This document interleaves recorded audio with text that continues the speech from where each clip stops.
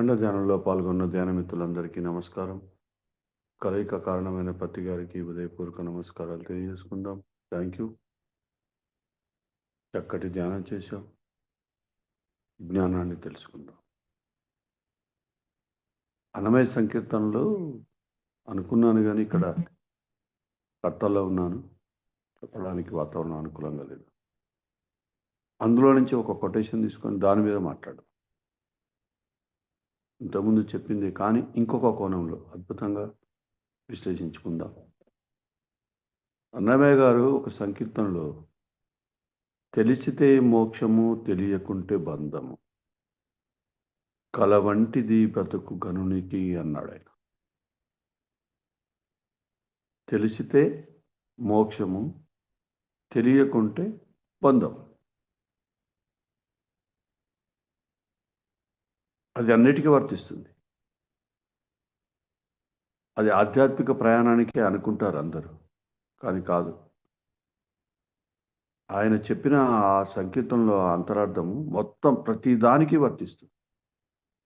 నీ భౌతిక జీవితంలో కానీ, నీ ఆధ్యాత్మిక ప్రయాణంలో కానీ, నీ ఉద్యోగ ధర్మంలో కానీ, సంఘ ధర్మంలో కానీ, మిత్ర ధర్మంలో కానీ, శరీర ధర్మంలో కానీ, అన్ని ధర్మాలలో ఉన్న ప్రతి దానికి వర్తిస్తుంది. అది మొత్తం ఎంటైర్ నీ జర్నీ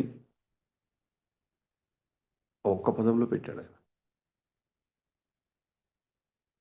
ఏమి తెలుసుకోకుండా మోక్షం అనే పదం మాట్లాడతారు. ఫస్ట్ ఏం తినాలో కూడా తెలియదు. ఏం తినాలో తెలియనప్పుడు ఏం మాట్లాడాలో ఎట్లా తెలుస్తుంది? ఎంత మాట్లాడాలో ఎట్లా తెలుస్తుంది? తెలుస్తుందా? అదేమి తెలియకుండా మోక్షం అంటే ఏందో అనుకుంటారు. మోక్షం అంటే ఏందేందో కాదు. శరీరానికి మోక్షము సంపూర్ణ ఆరోగ్యం పొందడం. మనసుకు మోక్షము, మనసు నిండా జ్ఞానం ఉన్నప్పుడు ఆ మనసు పిచ్చి ఊహల వైపు వెళ్ళది, పిచ్చి పనులు చెయ్యది. ఆ మోక్షానికి అడ్డుకుండేది దేనివైపు అది ఆకర్షితురాలు కాదు. ఆకర్షణ దాని మీద పని చేయదు ఆ మనసు మీద. అప్పుడు కదా మోక్షస్థితి. డైరెక్ట్ మోక్షం అంట ఉందా ఎక్కడైనది? అసలు మోక్షం అంటే ఏంది డెఫినేషన్?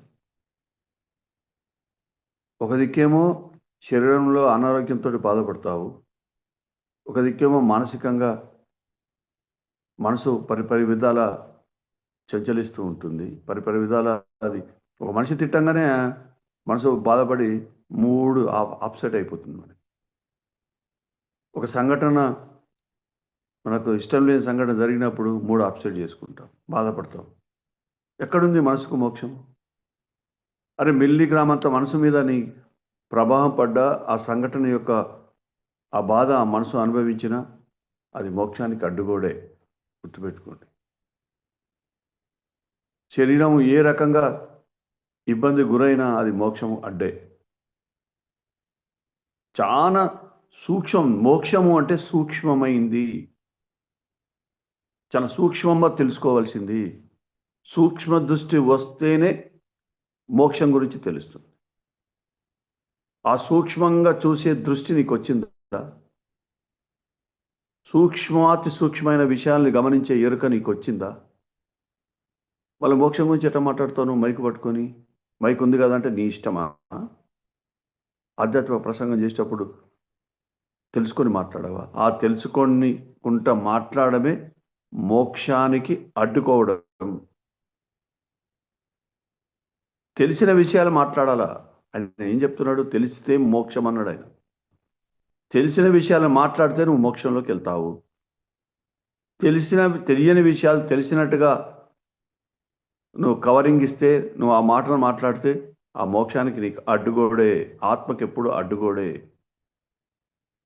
ఎట్లా చెప్తావు నువ్వు తెలియంది తెలిసినట్టుగా? ఎవరో అన్నమయ్య గారు తెలుసుకున్నారు, నువ్వు తెలుసుకున్నావా? ఆయన తెలుసుకున్నాడు కాబట్టి అంత పెద్ద పదం వాడాడు. ఏమీ తెలియదు. ఎలా మసలుకోవాలో తెలియదు, ఎలా జీవించాలో తెలియదు, ఎలా పడుకోవాలో తెలియదు, ఎలా తిన్నామో తెలియదు, ఎలాంటి బట్టలు వేసుకోవాలో తెలియదు. ఏ సందర్భానుసారంగా ఏ సిచ్యువేషన్ తగ్గట్టుగా మన డ్రెస్ కోడ్ కూడా ఉండాలో తెలియదు. అన్నీ ఎడ్డిమొఖం పనులే. కానీ ఎప్పుడైతే ఆ స్పృహ వస్తుందో అప్పుడు నువ్వు మోక్షం వైపు సరిగ్గా ఉన్నట్టే. మోక్షం అంటే వేరే ఏదో కాదు. ధ్యానం వల్ల జ్ఞానము, జ్ఞానం వస్తేనే మోక్షం. ఆ జ్ఞానము అంటే తెలుసుకోవడము. జ్ఞానము అంటే తెలుసుకొని జీవించడము.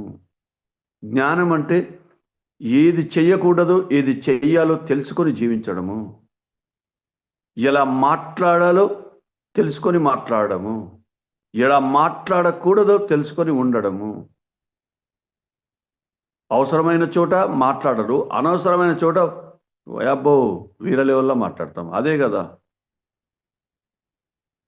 అవసరం ఉన్న చోట నోరిప్పాలి, అలా అవసరం లేని చోట నోరు మూసుకొని ఉండాలి. తెలిస్తే అలా ఉంటాడు. ఎట్లా మోక్షము? మాట్లాడితే ఆఖరి జన్మ. అసలు ఆఖరి జన్మ అంటూ ఉందా?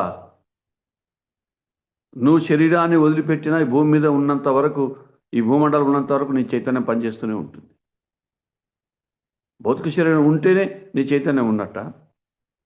అసలు ఒకానొక స్థితి తర్వాత భౌతిక శరీరం ముక్త స్థితి పొందుతుంది, ట్రాన్స్ఫర్మేషన్ అవుతుంది. అది వాయు రూపంలోకి ట్రాన్స్ఫర్మేషన్ అవుతుంది. ఇంకెక్కడుంది? ఈ భూమి మీద గాలి ఉన్నంత వరకు నీ చైతన్యం పనిచేస్తూనే ఉంటుంది. గుర్తుపెట్టుకోండి. వాయువు వాయువు లేకపోతే భూమి లేదు. వాయువు స్తంభిస్తే భూమండలం మొత్తం స్తంభిస్తుంది. అంటే చైతన్యం లేని స్థితి. అంత పర్ఫెక్ట్గా ఉంది. అందుకే మై డియర్ ఫ్రెండ్స్, తెలుసుకోవాలి. తెలియకపోతే నువ్వు తెలియకుండా చేస్తే అది బంధమే నీకు. తెలిస్తే మోక్షము, తెలియకుంటే బంధము అన్నాడు ఆయన. బంధం అంటే ఆత్మ యొక్క ప్రయాణానికి అడ్డు. అడ్డుగోడ. అడుగడుగునా అడ్డుగోడలే కట్టుకున్నాం కదా. ధ్యాన మార్గంలోకి వచ్చి సాధన పేరు మీద సాధన చేస్తూ 10 ఏళ్ళయింది, 20 ఏళ్ళయింది, 15 ఏళ్ళయింది, 25 సంవత్సరాలైంది. ఇంకా అడ్డుగోడలే కట్టుకునే విధంగా నీ జీవన విధానం ఉంటే నువ్వు ఏం తెలుసుకున్నట్టు? ఏమి తెలుసుకోనంటే టైంపాస్ చేస్తున్నావు. పిరమిడ్ సొసైటీలోకి పిఎస్ఎస్ఎం మూమెంట్ అంటే pyramid spiritual society movement timepass society కాదు. సారీ. టైంపాస్ సొసైటీ కావాలంటే ఇంకా చాలా ఉన్నాయి, అక్కడికి వెళ్ళండి. ఇది టైంపాస్ కోసం కాదు. నువ్వు మోక్షం వైపు నడవడానికి సరిపడే విధంగా జ్ఞానాన్ని అందించే సొసైటీ, తెలియజెప్పే సొసైటీ. పత్తిగారు అదే అందించారు కదా. అనేక సందర్భాలు చెప్పాడు. నా దగ్గర ధ్యానం తక్కువ ఉంది, కానీ కామన్ సెన్స్ నా దగ్గర మూడో కన్ను లేదు, కానీ కామన్ సెన్స్ టన్నులు ఉంది అన్నాడు. విశేషమైన బుద్ధి కలిగి ఉన్నానని చెప్పాడు. చాలా పెద్ద పదం అది కామన్ సెన్స్. అది తెలుసుకొని జీవించడమే. కామన్ సెన్స్తో ఉండడం అంటే తెలుసుకొని చేయడము, ప్రతిదాని పట్ల తెలుసుకోవడము. నువ్వు తెలుసుకొని ఏది చేసినా అది మోక్షస్థితి అంటారు. అది శరీరానికి ఎలాంటి ఆహారం కావాలో నువ్వు తెలియకుండా ఏది పడితే అది తింటావా? నువ్వు ఆకలి అవుతుందని తినాలని. ఆ పరిసరాలు ఏంది, ఆహారం పద్ధతి ఏంది, ఆడు ఎప్పుడు చేశాడు, ఏంటి, ఏ సంగతి, ఆ చేసిన మనుషులు ఏంటి, ఆ పాత్ర ఏంటి, ఆ పరిసరాలు ఏంటి, ఏది పడుతుంది నోట్లు ఇస్తావా? నోరు ఉంది కదా అని చెప్పి ఏది పడుతుంది నోట్లు వేస్తావు, ఏది పడుతుంది మాట్లాడతావు. గుర్తుపెట్టుకోండి. ఇది అవినా రెండిటికి లింక్. ఏది పడుతుంది నోట్లోకి పోతే ఏది పడుతుంది అది నోట్లోంచి వస్తుంది. నువ్వు ఆపితే ఆగుతుందా అది? ప్రతిదీ not only heating food, sleeping also.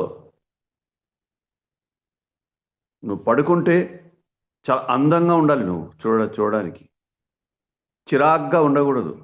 కొంతమంది చూస్తే జీవితం మీద విరక్తి పుడుతుంది. ఆ పడుకుని నోరు తెరిచేసి అలా కాలు బారు చాపి అసలు ఆ పడుకున్నది ఏంటో. ఎదుటివాడికి నువ్వు మాట్లాడినా, నువ్వు కూర్చున్నా, నువ్వు చూసినా, ఏం చేసినా, ఆహారం తిన్నా, ఆహారం వడ్డించినా చాలా అందంగా చేయాలి. చూడడానికంటే అందంగా అంటే చూడడానికి అరే ఎంత బాగా ఈయన చేస్తున్నాడు అనే విధంగా ఉండాలి నువ్వు ప్రతిదీ. ఎదుటోడికి ఇబ్బంది కలిగించే విధంగా ఏది ఉండకూడదు. కొంతమంది వడ్డిస్తారు. ఆ వడ్డించేటప్పుడు ఆ పక్కోడి ఆ తినేటోడి బట్టల మీద కొంతేస్తారు, వాళ్ళ మీద కొంతేసుకుంటారు, కింద కొంతేస్తారు. బడబడ అదేదో వడ్డించడు నాకు అర్థం కాలే. కింద ఎట్లా పడుతుంది వడ్డించేటప్పుడు? లేదు, నీ మైండ్ స్టెబిలిటీ లేదు. నువ్వు తెలుసుకోవట్లేదు. దానివల్ల ఎంతమందికి అసహనం కలుగుతుందో, ఎంతమందికి ఇబ్బంది కలుగుతుందో,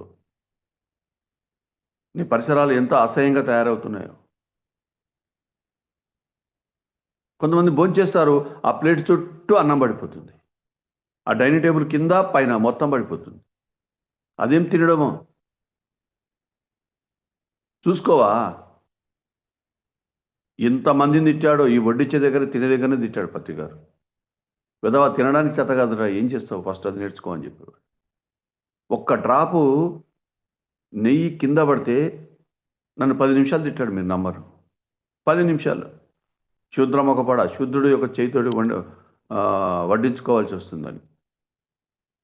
అది నాకు ఒక 10 ఏళ్ళకు వెలిగింది ఆ బుర్ర.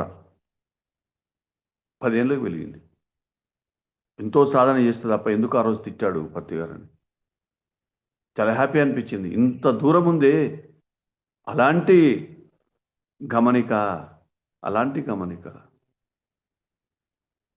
నేను ఒక శూద్రపు చెయ్యితో వండిన వంట తింటున్నాను సైట్లో, కర్ణాటకలో. శూద్రునే నేను, అంటరాని వాడిని. ఎందుకు? నా నా దైవానికి నేను అంటుకొని లేను, దూరంగా ఉన్నాను. సరికాని ఆహార వ్యవహారాల వల్ల నా దైవానికి నేను ధ్యాన మార్గంలో ఉన్నా, కానీ ఆ సోయి లేదు నాకు. అది తెలుసుకునే స్పృహ లేదు. నేను ఆత్మకు అడ్డుగోడలు కట్టుకుంటున్నాను నా సరికాని ఆహార వ్యవహారాల వల్ల అని. అలాగే ఉంటుంది. కానీ తెలుసుకున్నప్పుడు ఎస్, ఆ తెలిసిన రోజున నేను మోక్షం వైపు వచ్చాను. అందుకే అలాంటి పొరపాట్లు మళ్ళీ చేయలేదు. అలాంటి ఆహార వ్యవహారాల జోలికి వెళ్ళలేదు. నువ్వు తెలుసుకోలేదు, నువ్వు చేసేదే కరెక్ట్ అనుకుంటావు.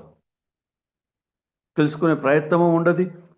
తెలుసుకున్న వాళ్ళు చెప్తే వినడానికి కూడా నీకు ఓపిక ఉండదు. వినే ప్రయత్నం కూడా చేయవు. వాళ్ళేం చెప్పేది మనకు మనకు తెలియదా ఏంటి? ఇట్లాగే ఉంటాయి.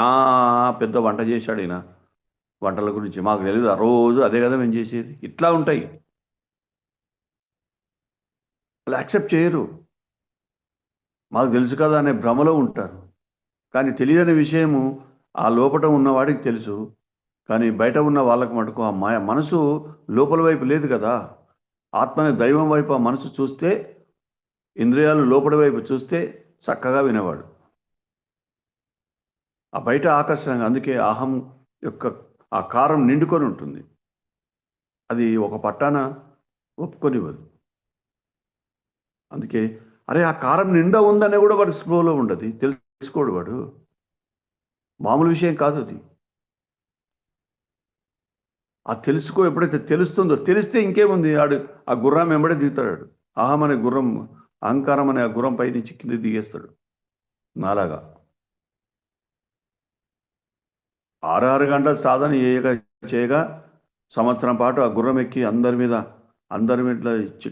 పిచ్చోళ్ళు ఏమనుకుంటారు, నేను ఇంత సాధన చేసినా, నేను ఇంత తెలుసుకున్నా, నా దగ్గర రావాలి కదా, నాకు తెలుసు కదా జ్ఞానము, ప్రతిసారి చుట్టూ ఎందుకు తిరుగుతున్నారు, నా చుట్టూ ఎందుకు తిరుగుతలేరు, ఇట్లా ఉండేటి నా ఆలోచన. అదే అహంలో కారణం నిండుకొని ఏదో గింత తెలిసింది, ఎంతో తెలిసింది అనుకుంటే ఎట్లా? అందుకే కొంచెం తెలిసినప్పుడు ఎంతో తెలిసిన అనిపిస్తుంది ఫస్ట్ స్టెప్లో. కానీ సాధన చేస్తూ చేస్తూ ఆ మనసు కరుగుతూ ఉంటే, బుద్ధి కరుగుతూ ఉంటే, అజ్ఞానం కరుగుతూ ఉంటే ఎంతో దూరం ప్రయాణం చేస్తాం. నాకు చాలా కొంత తెలుసుకున్నానని చెప్తావు. నీ స్పృహలోకి వస్తుంది, వయబ్బో ఇది అనంతం. నేను అందరికీ చెప్తాను, అరే మీరు అనుకుంటున్నారు అందరూ సార్కి ఎంతో తెలుసు, అంత ప్రపంచం ఏదో కొంచెం తెలుసు. కంటికి కనబడిన నా శరీరం కొంచెం తెలుసు. 30 2000 సంకీర్తన యొక్క జ్ఞానం వచ్చింది శరీరం యొక్క మొత్తం ఆ కథ అంతా తెలుసుకుంటే అన్నమాచార్యుల వారు. అందుకే మై డియర్ ఫ్రెండ్స్, తెలుసుకోవాలి. అప్పుడు నువ్వు హాయిగా ఉండగలుగుతావు. ప్రతిదాన్ని మూలం ఎక్కడుందో గడిపెట్టాలి.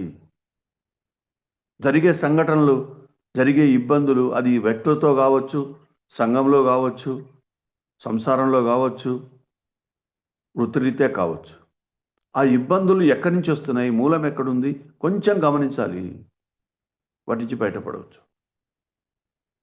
అందుకే మనం సహనం పొందడం కోసం అనేక పాత్రల్ని తెచ్చుకుంటాం ఏదో ఒక రూపంలో. వాళ్ళు మనకు సహనాన్ని, కొండంత సహనాన్ని పెంచే క్యారెక్టర్లు అవి. రకరకాలుగా ఉంటారు. కొంతమంది తాగుబోతూ భర్తలు ఎంచుకుంటారు, కొంతమంది కొట్టే భర్తలు ఎంచుకుంటారు, కొంత తిట్టే భర్తలు ఎంచుకుంటారు, కొంత తిట్టే భార్యలు ఎంచుకుంటారు. భార్యలు, ఒక భార్య భర్తను కొట్టే వాళ్ళు కూడా, భార్య చేతుల్లో దెబ్బలు తినే భర్తలు కూడా బొచ్చెడు మంది ఉన్నారు. ఒకవైపే లేదు కథ. అంటే వాళ్ళు ఎంచుకున్న దాన్ని బట్టి ఉంటుంది. వాళ్ళు పొందే అనుభవాల కోసం తెచ్చుకున్న దాన్ని బట్టి ఉంటుంది. అది గ్రేట్ ప్రిపరేషన్ అంట. నేను ప్రతిదానికి ఒక ప్రిపరేషన్ ఉన్నట్టే, ప్రతిదానికి రిహార్సల్ ఉన్నట్టే. ఒక యాక్టర్ ఉన్నాడు, వాడు ఒక సన్నివేశంలో నటించేటప్పుడు ముందే దాని గురించి ఒక అవగాహన కల్పించుకుంటాడు. అది ఎలా నటించాలి దాని గురించి ఒక రిహార్సల్ చేసుకుంటాడు, ప్రిపరేషన్. తర్వాత డైరెక్ట్ యాక్షన్లోకి వెళ్తాడు. ఇది అలాంటిదే. ప్రిపరేషన్ ప్రతిదానికి ఉంది. ఒక ఆట ఆడాలంటే గ్రౌండ్ కావాలి. గ్రౌండ్ తయారైనాకనే ఆట ఆడతాడు. పోతూనే సచిన్ టెండూల్కర్ డైరెక్ట్ గ్రౌండ్లోకి వెళ్ళలే. గలీలలో అక్కడిక్కడ ఆడి ప్రిపేర్ అయ్యాడు. వరల్డ్ కప్ ఉంది ఈ రోజు నుంచి. దీనికి సంబంధించిన ప్రిపరేషన్ జరిగింది. ప్రతిదానికి ఉంటుంది. మరి ఆధ్యాత్మిక ప్రయాణంలో ఉండదా? సహనం పొందడానికి గ్రౌండ్ ఉండదా? ఉంటుంది. అందులో పాత్రలు ఉంటాయి. అది ఏ పాత్ర అనేది, నాకు ఒక పాత్ర ఉంటుంది, మీకు ఒక పాత్ర ఉంటుంది, ఇంకొకరికి ఇంకొక పాత్ర ఉంటుంది. అందుకే పదే చెప్తాను, ఒక వైఫ్ అండ్ హస్బెండ్ మధ్యన జరిగే కథ ఓన్లీ పేషెన్స్. సహనం పొందడం కోసమే భార్యాభర్తలుగా జీవిస్తారు. అప్పుడే దైవత్వం వైపు నడుస్తారు. అప్పుడే ఆ ఇద్దరి మధ్యన వైరుధ్యం ఉన్నప్పుడే జన్మలుగా ఉన్న ఆ బంధరాహిత్యం జరుగుతుంది. ఓ పెద్ద అటాచ్మెంట్ ఉన్నప్పుడే పెద్ద డిటాచ్మెంట్ జరగాలి. పెద్ద డిటాచ్మెంట్ జరగాలనుకున్నప్పుడు చాలా తీవ్రంగా ఉంటుంది ఘర్షణ.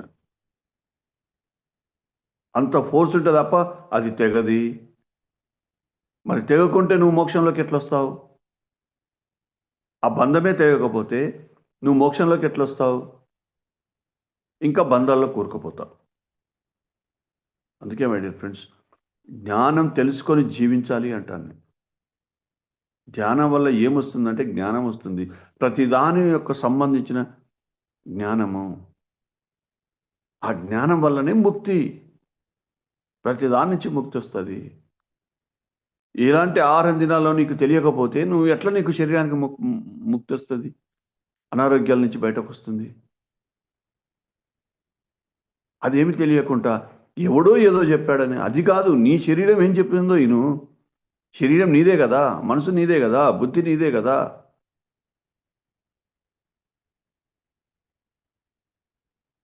తెలుసుకోవా? బుద్ధి ఇచ్చాడు కదా, దానికి పని చెప్పవా? పక్కోడి బుద్ధి మీద ఆధారపడతావా నువ్వు? పక్కోడు చెప్పింది పక్కోడు ఆచరించింది నువ్వు ఆచరిస్తావా? నీకెట్లా వర్తిస్తుంది అది? వాడి బంధం వేరు, నువ్వు వేసుకున్న బంధం వేరు. వాడు ఫేస్ చేసిన సమస్య వేరు, నువ్వు ఫేస్ చేసే సమస్య వేరు. వాడికి తినవలసిన ఆహారాలు వేరు, నువ్వు తినవలసిన ఆహారం లేవు. వాడికి సి విటమిన్ కావాలి, వాడు పులుపు తింటాడు. నిమ్మకాయ తాగితే మస్తు ఉంటుంది అంటాడు. నీకు అసిడిటీ సమస్య ఉంది, నువ్వు నిమ్మకాయ తాగితే ఎత్తిపోతుంది నీ కంపెనీ. నువ్వు ఎట్లా తాగుతావు నిమ్మరసం? పులుపు నువ్వెట్లా తింటావు? వాడు పులుపు తినకపోతే ఇబ్బంది, నీకు పులుపు తింటే ఇబ్బంది. ఆ ఇబ్బంది నీ శరీరం చెప్తుంది కదా, దాన్ని వినాలి. వాడెవడో చెప్పిండే నేను అట్లే చేసిన తెలియనప్పుడు. నేచురోపతికి వెళ్ళి పోయింది అసిడిటీ ప్రాబ్లం, నాకు తెలియదు, ఆ నిమ్మరసం ఇస్తా ఉన్నా తాగుతా ఉన్నా, అది పెరిగింది. అది నేచురోపతిలో అన్నీ తక్కువైతాయి అంటే నాకు ఎందుకు తక్కువైతలేవని కొన్ని రోజులకు అడిగిన డాక్టర్ని. అప్పుడు మొత్తం అది విన్నాడు. ఓరి పిచ్చోడా, ఏం లేదురా, చాలా చిన్నది అన్నాడు. అదేం సార్ అన్న, నువ్వు ఎంబడే హాస్పిటల్లో డిశ్చార్జ్ అయిపో, చాలు నీకు ట్రీట్మెంటు, నువ్వు ఈ మజ్జిగనం నేను అయిపోతుంది పో అన్నాడు. చిన్న చూడు, అంత చిన్న సమస్య, నాకు చాలా పెద్ద సమస్య అది, కానీ చాలా చిన్నగా చెప్పేసిండు ఆయన. అప్పటి నుంచి ఇగో దాని మీద నేను దృష్టి పెట్టాను. ఏది తింటే ఇబ్బంది, అలాంటి ఆహారాలన్నీ వదిలించుకుంటూ వచ్చాను. ఇలాగే ఉంటుంది. ఎగ్జాంపుల్ కింద చెప్పాను. ప్రతిదీ అలాగే ఉంటుంది. ఆ తెలుసుకునే ప్రయత్నం చేయవు, అది ఎందుకు ఇబ్బంది వస్తుంది, పొట్టలో ఎందుకు ఇబ్బంది వస్తుంది, కాలుకి ఎందుకు ఇబ్బంది వస్తుంది, కళ్ళల్లో ఇబ్బంది ఎందుకు వస్తుంది, ఈ ఆర్గన్స్లో ఇబ్బంది ఎక్కడెక్కడ ఏమేమి వస్తుంది, దీనికి కారణం ఎక్కడుంది, ఏం మార్చుకోవాలా, కొంచెం దృష్టి పెడితే తెలిసిపోతుంటుంది. ఆ తెలిసినప్పుడు దానికి మోక్షాన్ని కలిగిస్తావు. ఇంతే, ప్రతిదీ అంతే. అందుకే మై డియర్ ఫ్రెండ్స్, ఇది అద్భుతమైన పదం, మామూలు పదం కాదని. తెలియకపోతే బంధంలో కూరుకుపోతావు, తెలియకున్న బంధము అన్నాడు ఆయన. అప్పుడు అది ఎప్పుడైతే ఏది బంధం అవుతుందో, అది తెలియకుండా చేసిందా అని తెలుసుకొని ఆ బంధాల నుంచి బయటపడే నువ్వు ప్రయత్నం ఏదైతే చేస్తావో అదే మోక్షస్థితి. అప్పుడు నువ్వు ఒక కళలో, నువ్వు జీవితాన్ని ఒక కళలాగా జీవిస్తావు, బతుకుని భారంగా జీవించవు, ఘనమైన గుణాలు కలిగి ఉంటావు. ఘనునికి అన్నాడు ఆయన, కళ వంటిది జీవితం గనునికి అన్నాడు. ఒక కళ ఎట్లయితే మర్చిపోతామో అట్లా వచ్చి మర్చిపోతామో, జీవితంలో జరిగే ప్రతి సంఘటన అలా మర్చిపోయి జీవించగలుగుతాం. అదే కదా చెప్పిండు ఆయన. ఒక్క పదములో ఆయన మొత్తం నీ ఆధ్యాత్మిక ప్రయాణంలో అడ్డు కూడా లేకుండా ఎలా జీవించాలో చెప్పేశాడు వృత్తులోకి వెళ్తే. ఎందుకు అంత దూరం గమనించాడు కాబట్టి చాలా సింపుల్గా చెప్పేశాడు ఆయన.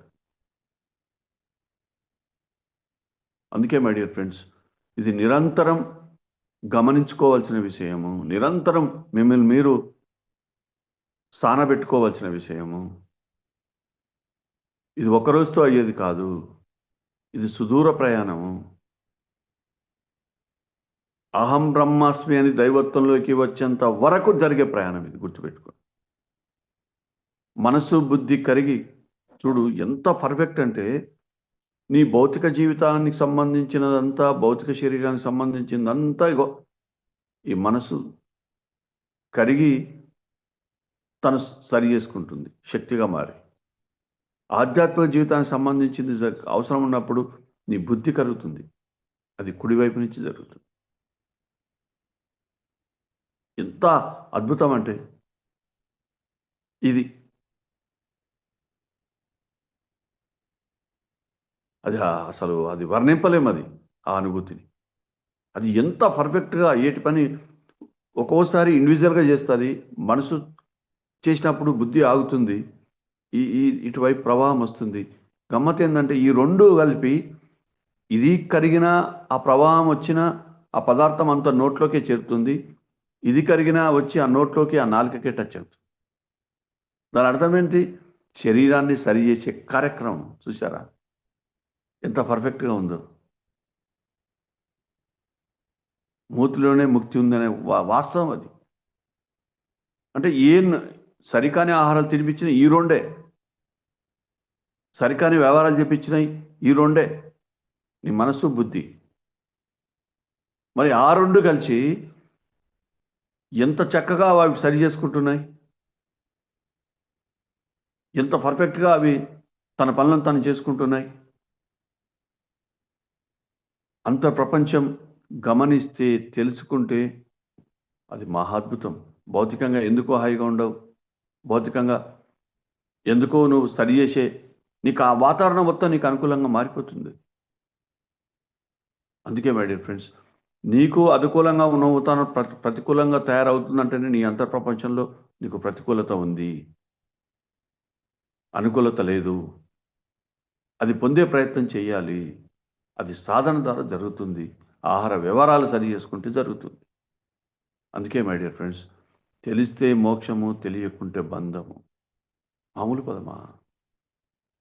అందుకే నువ్వు మోక్షంలో ఉండాలన్నా, ఆ ఉన్న స్థితి నుంచి ఉన్నతమైన స్థితిలోకి నీ ప్రయాణం జరగాలన్నా, నువ్వు తెలుసుకొని చేయాలి గుడ్డొద్దు చేనలా కాదు. ఒక స్థితిలో చిన్నపిల్లోడికి తల్లి చేయి పట్టుకొని నడిపించినట్టు డిపెండెన్స్ ఉంటావు. కానీ క్లాస్ పెరుగుతూ ఉంటే నువ్వు ఇండిపెండెంటే, తెలుసుకొని చేస్తావు ప్రతిదీ. ప్రతి పనిని చేస్తావు తెలుసుకొని. ఇది అలాగే చిన్నపిల్లలం కాము ఇంకా. ఏం లేనిలో నుంచి సాధనలో ఉన్నాము. కొత్తగా సాధనలో వచ్చిన వాళ్ళు అడిగే ప్రశ్నలు వేరు, వాళ్ళకి సమాధానం చెప్పడం వేరు. 20 ఏళ్ళు కూడా ఆ చిన్నపిల్లలాగా ప్రశ్నలు అడిగితే ఆశ్చర్యంగా ఉంటుంది నాకు. అందుకే మై డియర్ ఫ్రెండ్స్, కొంచెం సాధన మీద దృష్టి పెట్టండి. ఆ సాధనకు ప్రియారిటీ ఇస్తే అది అన్ని ఇస్తుంది. అందుకే ధ్యానము ధ్యానము ధ్యానము. ఆ ధ్యానం వల్లనే జ్ఞానము జ్ఞానము జ్ఞానం. ఆ జ్ఞానమే నీకు వస్తే మోక్షము మోక్షము మోక్షం. సింపుల్. ఊరికేం భగవద్గీతలో ధ్యానం వల్ల జ్ఞానము, జ్ఞానం వల్ల మోక్షం అన్నాడు ఆయన. ధ్యానం వల్ల మోక్షం అని డైరెక్ట్ అనలే. మధ్యన జ్ఞానం ఉంది, మధ్యన మనసు ఉంది. ఆ మనసు నుండి జ్ఞానం వస్తే అదే మోక్షం రా అన్నాడు ఆయన. అందుకే మై డియర్ ఫ్రెండ్స్, ఇది అద్భుతమైన ప్రయాణం, అందమైన ప్రయాణం. ఎందుకో ధ్యానం యొక్క ప్రయాణము అందమైన ప్రయాణం ఎందుకు అంటున్నానంటే, శరీర సౌందర్యం కాదు, అంతర్ సౌందర్యం. అంత ప్రపంచంలో సౌందర్యం. మురికి మురికి ఉన్న నీ అంతర్ ప్రపంచం అందంగా కావడం మొదలవుతుంది. అప్పుడు నువ్వు చూడడానికి బాగుంటావు, నీ వినడానికి నీ మాటలు అందంగా ఉంటాయి, నువ్వు చేసే పని కూడా చాలా చక్కగా ఉంటుంది. అందుకే చేసే పనులు, మాట్లాడే ఆ నొసలు, ఆ ఎదురుగా కనపడే ఆ ముఖము, ఆ స్కిన్, ఇవి ఏవి చూసినా కూడా వాళ్ళు ఏంటో తెలుస్తుంది, తెలిసిపోద్ది. నిన్న ఎవరో నా దగ్గర వచ్చి ఒక ఆవిడ కూర్చుంది ప్రకృతి వ్యాలీలో. నేను పైన ఉన్నాను, ఆ కంచెలాగా ఉంటుంది, హార్ట్ పిరమిడ్. పక్కకు వచ్చి ఎవ్వలేరు, ఆవిడ వచ్చి కూర్చున్నది. నేను తక్కువ సౌండ్ అది ఊతా ఉంది కంచెని కళ్ళు తెరిచి చూశాను. అలా ఫేస్ చూశాను, అర్థమైపోయింది నాకు. ఈవిడెవడో మన స్కూల్కి సంబంధించినట్టుంది. 10 నిమిషాలు అయినాక ఎవరు మేడం అంటే, సార్ నేను మీకు మాట్లాడడానికి వచ్చినాను ఆవిడ. మీ స్పీచ్లను వింటాను, అద్భుతం సార్, మిమ్మల్ని ఫాలో అవుతాను, మీరు మా రాయచూరే వస్తారు, రావాలి. నేను చాలా నుంచి అనుకుంటున్నాను రాయచూరు పోవాలి. అడిగితే ఆవిడ కథ అంతా చెప్పా. నేను మాట్లాడుతుంటే అంత శ్రద్ధగా విన్నది. ఆవిడ చెప్తున్నప్పుడు, సార్ మీరు పత్తిగారు ఎంబడి వచ్చారు, ఆయన ఉన్నప్పుడు ఏంది సార్ ఎంబడి ఉంటారు, ఇంత గిట్లుంటారా, ఆయనకి ఏం తెలియదు గిట్లున్నాడు అనుకున్నాను నేను. కానీ ఆ రోజు చూసిన నేను మిమ్మల్ని ఈరోజు చూస్తే మీ మాటలు వింటుంటే అసలు ఎలా ఉన్నాయంటే, నేను నా మాటలు వర్ణనాతీతం సార్, వర్ణించలేము మీ పదాన్ని. ఎలా వస్తున్నాయి అవి లోపల నుంచి, మీ లోపల నుంచి ఒక బుల్లెట్ లాగా తగులుతున్నాయి నాకు మీ మాటలన్నీ. ఎందుకు గుర్తుపట్టింది ఆవిడ, ఎందుకు అలా ఉంది అంటే, ఆ ముఖము కానీ అదో మార్పు కనబడుతుంది. ఈ నెత్తికి 50 ఏళ్ళు నుండి ఉంటాయి, ఈ నెత్తికి ఆవిడ జుట్టు కలరే లేదు, న్యాచురల్గా ఉంది, సహజంగా ఉంది. దాని అర్థమైపోయింది నాకు, ఈవిడ సహజంగా ఉండే జీవన విధానంలో ఉంది, సాధనలో సహజంగా మార్పులు కోరుకుంది, తెలిసిపోయింది ఆడ. నువ్వు నెత్తికి రంగు రుద్దావంటేనే నువ్వు సహజత్వాన్ని యాక్సెప్ట్ చేయట్లేదు. సరే, కొంతమందికి పెళ్ళిళ్ళుండో రకరకాల ఇంకా ఉండో కొంచెం కవరింగ్ చేస్తూ ఉంటారు, అది వేరు. చెప్తున్నాను, ఆషామాషి కాదు. సహజంగా ఉండడం అంటే దమ్ము ధైర్యం కావాలి. మొత్తం సహజంగా ఉంటే తెల్లగా సున్నం వేసుకున్నట్టే కనబడుతుందేమో ప్రాంగణం మొత్తం, మహేశ్వరాపురి ప్రాంగణంలో. ఎందుకు చెప్తున్నానంటే, కొంతమంది నేను చూస్తాను, నెత్తి కలర్ వేస్తారు, ఇదంతా నల్లగా అయిపోతుంది, స్కిన్ అంతా పాడైపోయి ఆయన రుద్దుతూ ఉంటాడు, స్కిన్ పాడవుతుంది, గడ్డానికి ఒక ఆయన ఏదన్నా ఏం చేద్దానండి ఆయన, నీ వయసు ఎంత అని అడిగాను. 60, 50 దాటి ఉన్నాడు. పిల్లల పెళ్ళిళ్ళైనాయి. ఏం చేద్దామని, ఏం ఉద్ధరించాలని, ఏ పెళ్లి చూపులో పోవాలని, దేనికోసం ఇంత ఆరాటపడుతున్నావు? ఆ స్కిన్ చూడు, ఎంత పాపం అది. స్కిన్‌ను కష్టపెట్టొచ్చా? శరీరాన్ని అరే స్కిన్ను ఇది ఆకాశతత్వం గుర్తుపెట్టుకోండి. లాస్ట్ మొత్తం కలిపి ఉంటుందది. ఈ స్కిన్ మొత్తం శరీరానికి కలిపి ఉంటుంది. చర్మము అంటే నాలుగిటిని కలిపి ఉంచేది. చతుర్విధాలు. శరీరాన్ని, మనసుని, బుద్ధిని, ఆత్మని. అందుకే దీన్ని చర్మము అన్నారు. ఇది ఆకాశము. అందుకే ఆఖరి ఘట్టం. స్కిన్‌కి సంబంధించిన ఏది పోవాలన్నా అది ఆఖరి ఘట్టం. అనంతమైన శక్తి ప్రవాహం జరిగినప్పుడే దాని నుంచి మోక్షం వస్తుంది. అందుకే మై డియర్ ఫ్రెండ్స్, ప్రతిదీ గమనించుకోండి. తెలిసి మాట్లాడండి, తెలిసి భుజించండి. కొంచెం గమనిస్తే చాలు. ఏడబడితే ఆడబోయి తింటావా? పరిసరాలు గమనించవా? నీ బాడీ స్పర్శ ద్వారా చెప్తుంది, నాకు ముక్కు చెప్తుంది సరికాని ఆహారం ఉంటే. ఇప్పుడు నేను ఏం తిన్నా కూడా నా సాధనకు ఆటంకం లేకుండా, నా మోక్షానికి అడ్డు లేకుండా నేను ఉండే స్థితి నాకుంది. అది కూడా నేను పరీక్షించాను. అందుకే మై డియర్ ఫ్రెండ్స్, ఇకనైనా ఆ మోక్ష స్థితిలోకి అందరూ ఉండాలని కోరుకుంటూ, ప్రతిదీ మీలో గమనిక పెరగాలని, ముఖ్యంగా ఆ ఎరుక రావాలని కోరుకుంటున్నా. So thank you very much once again. తప్పకుండా ఈ ప్రయాణం అద్భుతం. ఈ ప్రయాణంలో పక్కకు వెళ్ళకండి. ఉన్నదంతా ఇక్కడే ఉంది. సాధన మార్గంలోకి వచ్చిన తర్వాత ఇంకేదో ఉందనుకుంటే మీ భ్రమ. ఎక్కడ ఏమి లేదు. అంతా ఆ సాధనలోనే ఉంది. అది ఆనాపాన అభ్యాసంలోనే ఉంది. So thank you very much once again. Wonderful day. అలాగే వచ్చే వారం శివరాత్రి ఉంది.